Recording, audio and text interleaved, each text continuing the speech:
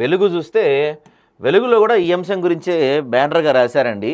యువ గుండెకు ఏమైంది, యుక్త వయసులో పెరిగిపోతున్న గుండెపోట్లు, ఆటలాడుతూ జిమ్ చేస్తూ డ్యాన్స్ చేస్తూ కుప్పగొల్లుతున్న యూత్, ఇటీవల పదుల సంఖ్యలో మరణాలు, మారిన జీవనశైలి ఆహారపు అలవాట్లు కారణమంటున్న డాక్టర్లు. 18 ఏళ్ళు దాటితే టెస్టులు తప్పనిసరైన సూచన అంటండి. నిజంగానే ఈ రెండు అంశాల గురించి మనం మాట్లాడదాం. ఆంధ్రజ్యోతిలో వచ్చిన అంశం గురించి కావచ్చు, దీని గురించి కావచ్చు, రెండింటి గురించి మాట్లాడదాం. ఎందుకంటే చాలా సీరియస్గా ఉంది ఈ అంశం. యూత్ అనే కాదు, 18 ఏళ్ళు కాదు, ఇంకా చిన్నపిల్లలకే వస్తుంది.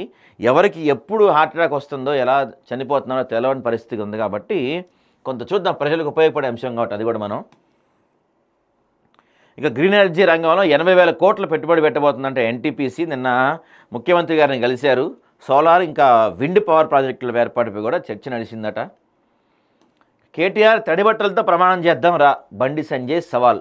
ఇప్పుడు అది కాదండి బండి సంజయ్ గారు, మీకు తెలవని విషయం ఏముంది? సొంత చెల్లితో రాఖీ కట్టించుకోనికి ఇక్కడి నుంచి ఎక్కడికో వెళ్ళిపోయినాడు, గుడికొచ్చి తడిబట్టలతో ఒట్లు ఎందుకు వేస్తాడు చెప్పండి మీరు?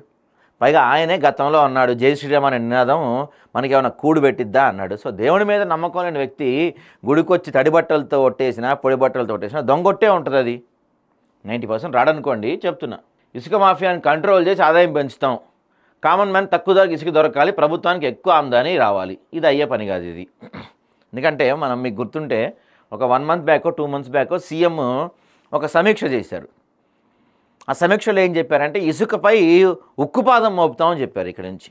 ఆ రోజే మనం అది అయ్యే పని కాదని, నడుస్తూనే ఉంది, ఆ ఇసుక దందాలు నడుస్తూనే ఉన్నాయి, మైనింగ్ దందాలు నడుస్తూనే ఉన్నాయి, ఉక్కుపాదం కాదు కదా, మామూలు పాదం కూడా ఎక్కడ మోపట్లేదు. నెక్స్ట్ ఇక బీసీ సీఎం కాంగ్రెస్తోనే సాధ్యం అంటున్నారు మన పీసీసీ చీఫ్ గారు. ఇదేంటి మరి?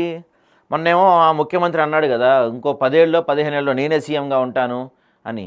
మరి మీరు బీసీ సీఎం అంటున్నారు, ఎట్లా? అది ఎట్లా మరి? రేవంత్ రెడ్డిని దింపేయబోతున్నారు నెక్స్ట్ టైం గెలిస్తే మీరు? మాట్లాడదాం దాని గురించి కూడా.